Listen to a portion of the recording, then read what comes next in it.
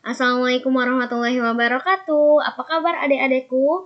Semoga semuanya dalam keadaan sehat ya. Walaupun kita hampir semuanya ini sudah divaksin, tetapi tetap prokes kesehatan jangan sampai kendor. Nah, Ibu mau tanya nih, bagaimana kemarin ulangannya? Alhamdulillah ya, semoga semuanya mendapatkan hasil yang maksimal dan juga memuaskan. Nah, pada pertemuan kali ini kita akan membahas tentang materi baru yaitu mengenai sistem sirkulasi. Nah, langsung saja ini dia sistem sirkulasi yang akan kita bahas hari ini yaitu mengenai fungsi darah, komponen darah, dan juga mekanisme pembekuan darah. Oke, yang pertama di sini ada fungsi darah, di mana darah sendiri merupakan cairan tubuh yang sangat penting dan harus selalu tersedia di dalam jumlah yang cukup. Nah, adapun fungsi darah yang pertama adalah sebagai pembawa zat-zat makanan dari sistem pencernaan ke seluruh tubuh. Lalu yang kedua ini mengangkut oksigen dari paru-paru ke seluruh tubuh. Nah, yang ketiga mengangkut sisa-sisa metabolisme. Nah, contoh sisa-sisa metabolisme sendiri itu adalah misalnya karbon dioksida, di mana karbon dioksida ini diangkut dari seluruh sel tubuh ke organ-organ ekskresi, misalnya adalah paru-paru. Nah, lalu yang keempat ini mengangkut hormon dari kelenjar hormon ke organ sasaran. Yang kelima, memelihara keseimbangan tubuh. Yang keenam, mempertahankan tubuh dari serangan zat mikroorganisme atau zat asing yang dijalankan oleh sel-sel darah putih atau leukosit ya. Lalu yang terakhir adalah memelihara suhu tubuh, di mana suhu tubuh manusia ini dipertahankan pada kondisi normal yaitu sekitar 37 derajat Celcius. Oke, lalu di sini ya ada komponen darah, di mana volume darah manusia ini sekitar 8% dari berat tubuhnya. Nah, jika ada yang penasaran, berapa sih volume darahnya kita sendiri? Tinggal dihitung ya, 8/100 dikali berat badannya berapa gitu. Nah, di sini komponen darah manusia itu sebagian besarnya ada di plasma, di mana plasma darah ini terdapat 55%. Lalu selanjutnya ada di sel-sel darah yaitu di eritrosit sekitar 45% dan sisanya adalah leukosit dan trombosit kurang dari 1% ya. Oke, langsung saja kita bahas mengenai plasma darah. Di sini plasma darah ini ya dari ini nih. Plasma darah merupakan cairan berwarna kuning pucat dengan komponennya adalah 55%. Nah, di mana plasma darah ini sebagian besar tersusun atas air, yaitu 90-92% itu adalah air. Lalu sisanya 7-8% ini adalah zat-zat terlarut seperti protein, garam mineral, lemak, sisa-sisa metabolik, gas, dan juga hormon. Lalu fungsi dari plasma darah sendiri adalah sebagai pelarut bahan-bahan kimia. Lalu dapat membawa mineral-mineral terlarut seperti contohnya adalah glukosa, asam amino, vitamin, dan bahan buangan. Lalu berfungsi menyebarkan panas dari organ-organ yang lebih hangat ke organ yang lebih dingin. Lalu menjaga keseimbangan cairan. Nah, di dalam plasma darah sendiri mengandung protein-protein penting seperti fibrinogen, globulin, albumin, dan juga lipoprotein, di mana fibrinogen berfungsi untuk pembekuan darah, lalu globulin berperan dalam pertahanan tubuh, sementara albumin dapat berfungsi untuk membantu aliran darah dan mengatur tekanan osmotik darah, serta ya lipoprotein sendiri berfungsi untuk mengangkut lemak-lemak di dalam darah. Oke, lalu selanjutnya ini ada sel-sel darah, di mana sel-sel darah ini dibagi menjadi 3, yaitu ada eritrosit atau sel darah merah, leukosit atau sel darah putih, dan juga trombosit atau keping darah. Nah, di sini kita dapat melihat secara sekilas ya mengenai bentuk-bentuk dari sel-sel darah ini. Yuk kita langsung saja bahas yang pertama yaitu eritrosit.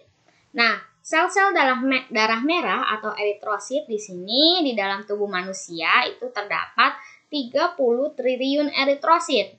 Nah, pada laki-laki berkisar 4,2 juta sampai 5,4 juta mikroliter. Dan pada perempuan sekitar 3,6 juta sampai 5 juta mikroliter. Nah, umur eritrosit sendiri adalah 120 hari. Adapun ciri-ciri lainnya adalah berbentuk cakram bikonkav, lalu memiliki tebal 1-2 mikrometer, diameternya adalah 7-8 mikrometer, memiliki sifat elastis, dan tidak memiliki inti sel. Nah, lalu ya, fungsi dari sel darah merah ini adalah dapat mengangkut oksigen dari paru-paru untuk diedarkan ke seluruh tubuh. Nah, hal ini kemampuan eritrosit untuk mengikat oksigen karena memiliki hemoglobin, di mana hemoglobin sendiri adalah suatu protein yang memiliki kandungan zat besi sehingga mampu mengikat oksigen. Nah, di dalam setiap eritrosit terdapat sekitar 250 juta molekul hemoglobin ya. Nah, di sini perhatikan gambarnya ya. Ini adalah gambar eritrosit atau sel darah merah yang di dalamnya ini terdapat molekul-molekul yang berwarna putih atau abu-abu. Ini adalah molekul hemoglobin.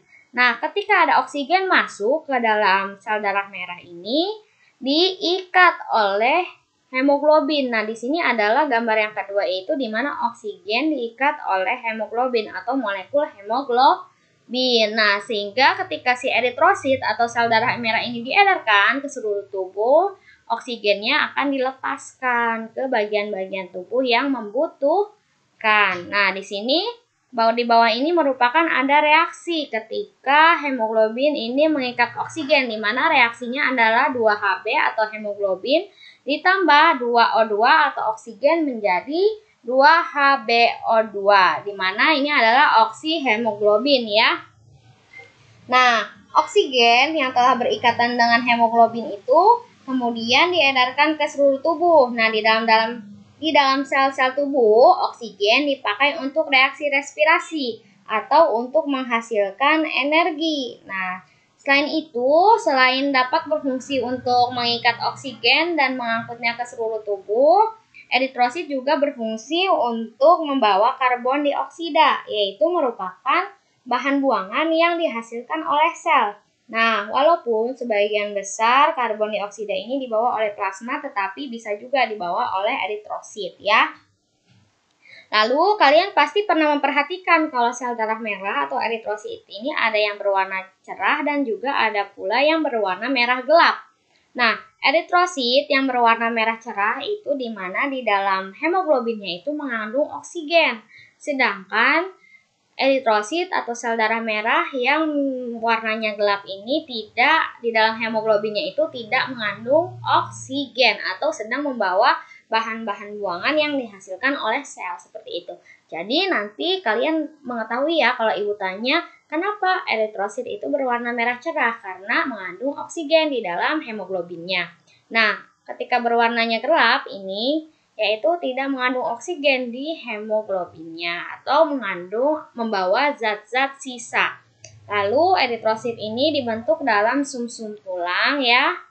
Dan juga sel darah merah yang telah rusak akan dirombak di dalam hati menjadi empedu. Lalu selanjutnya di sini ada sel darah putih. Nah, di sini ciri-cirinya adalah tidak memiliki hemoglobin sehingga warnanya itu tidak merah ya. Memiliki ukuran yang lebih besar dibandingkan dengan eritrosit. Lalu memiliki inti sel dan juga berumur 14 hari.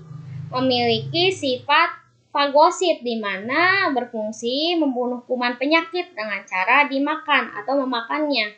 Fagosit serta untuk antibodi. Jadi memiliki sifat fagosit ini itu adalah memakan zat-zat asing atau kuman penyakit. Nah, dimakannya oleh sel darah putih. Makanya memiliki sifat fagosit. Lalu memiliki sifat diapedesis, di mana diapedesis sendiri mampu menembus dinding kapiler darah dan juga masuk ke dalam ruang-ruang jaringan. Serta di sini ukurannya itu jumlahnya itu memiliki perbandingan antara 1 banding 500 dengan eritrosit, di mana ketika eritrositnya ada 500, sel darah putih hanya ada 1. Nah, di mana ketika eritrositnya ada 1000, maka sel darah merah itu hanya ada 2. Jadi memiliki perbandingan 1 banding 500 ya. Oke, selanjutnya di sini leukosit ini dibagi menjadi 2 jenis, ada granulosit, ada juga agranulosit. Di mana granulosit sendiri merupakan leukosit yang dalam sitoplasma. Ayo, ada yang masih ingat sitoplasma apa? Nah, sitoplasma itu adalah cairan sel ya. Jadi di mana leukosit yang di dalam cairan selnya ini terdapat butiran kasar atau granula. Sedangkan agranulosit di mana A adalah tidak, granulosit adalah butiran kasar. Jadi leukosit yang di cairan selnya ini tidak memiliki granula atau cairan kasar ya. Jadi jenis-jenis leukosit ini dapat dibagi menjadi 2 berdasarkan yang memiliki cairan kasar atau yang berdasarkan butiran kasar memiliki butiran kasar atau granula, dan juga yang tidak memiliki butiran kasar atau agranulosit ya. Nah, di sini leukosit tadi sudah dibagi menjadi 2, di mana yang granula atau granulosit ini dibagi menjadi 3, ada basofil, neutrofil, dan juga eosinofil.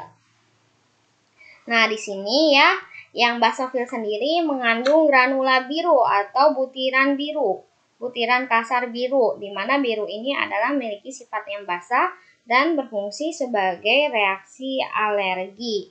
Nah, basofil juga memiliki sejumlah besar histamin, yaitu merupakan senyawa kimia yang akan dikirimkan sebagai respon ke lokasi jaringan yang luka atau sebagai anti alergi.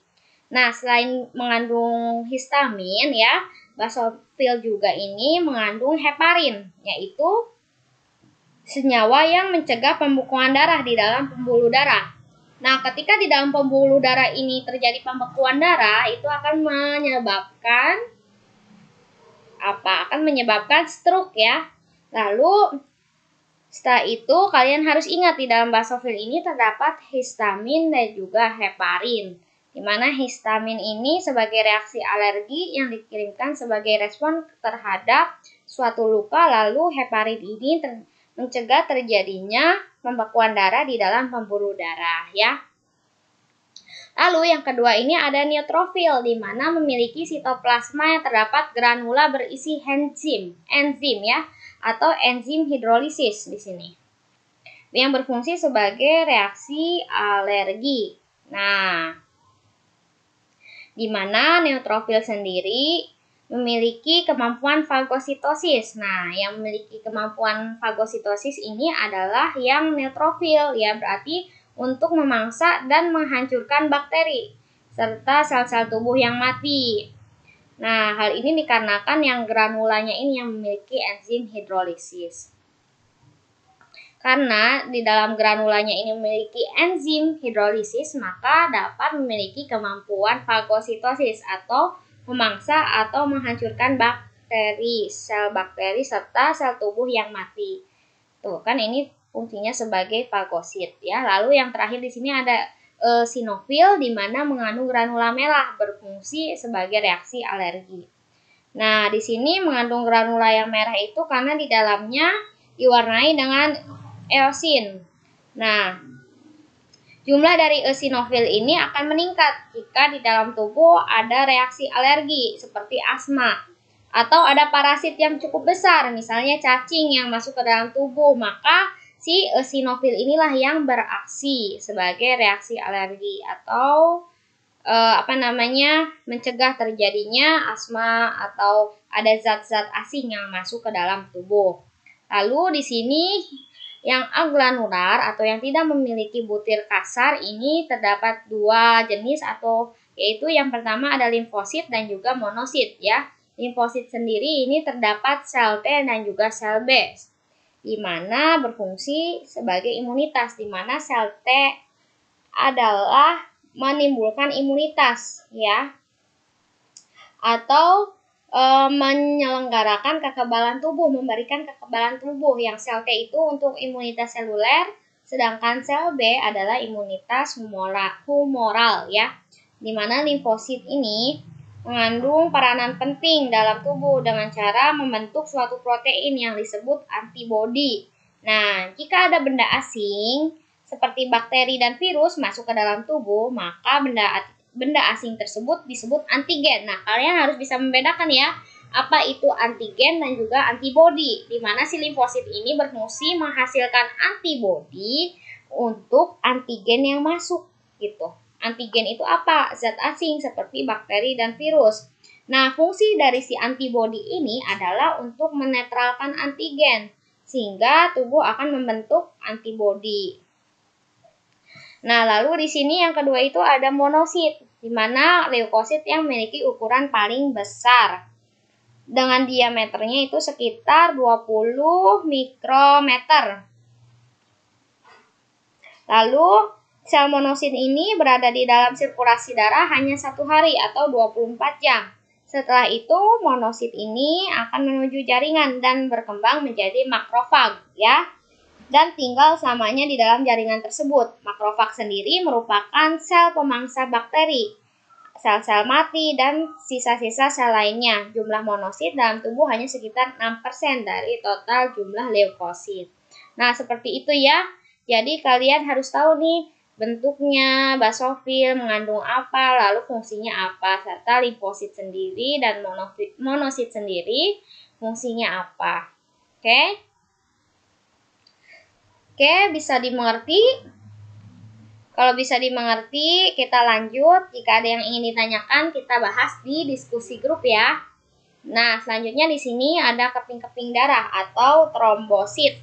Nah, di sini ciri-cirinya adalah memiliki bentuk yang tidak teratur, tidak memiliki inti sel, dan umurnya hanya beberapa jam saja. Lalu selanjutnya ini terbentuk dalam sumsum tulang khusus disebut megakariosit. Lalu pada orang dewasa jumlahnya adalah 200.000 sampai 500.000 per cc. Memiliki ukuran sangat kecil dengan berdiameter 2 mikrometer. Nah, di sini ya, keping-keping darah atau trombosit ini berperan sebagai proses pembekuan darah karena mengandung fibrinogen ya. Ingatkah fibrinogen? Masih ingat enggak yang tadi Ibu telah singgung di awal mengenai tentang plasma darah ya, yang di dalamnya itu mengandung protein untuk pembekuan darah atau fibrinogen. Nah, di sini ketika terdapat permukaan yang luka atau luka yang terjadi pada permukaan tubuh, hal ini dapat menyebabkan trombositnya itu pecah ya, sehingga mengeluarkan enzim trombokinase. Jadi ketika ada luka menyebabkan trombositnya pecah, lalu mengeluarkan suatu enzim yang dinamakan trombokinase. Oke. Enzim trombokinase ini akan mengubah protombin menjadi trombin, di mana protombin sendiri merupakan senyawa globulin yang larut yang dihasilkan di dalam hati dengan bantuan vitamin K. Ini ya, dengan bantuan vitamin K. Oke, jadi di sini enzim trombokinase akan mengubah protombin menjadi trombin ya. Oke, sampai sini bisa dipahami. Nah, perubahan protombin yang belum aktif menjadi trombin yang aktif dipercepat oleh ion kalsium. Jadi di sini ya, protombin merupakan senyawa yang belum aktif diubah menjadi trombin, yaitu senyawa yang sudah aktif dengan berbantuan ion kalsium gitu. Oke? Selanjutnya, trombin akan mengubah fibrinogen menjadi fibrin. Di sini ya. Fibrinogen menjadi fibrin. Nah, di mana fibrinogen adalah protein yang larut di dalam plasma darah. Sedangkan fibrin adalah suatu anyaman serat protein atau benang-benang halus yang berfungsi menutup luka sehingga darah tidak keluar lagi. Jadi seperti ini nih.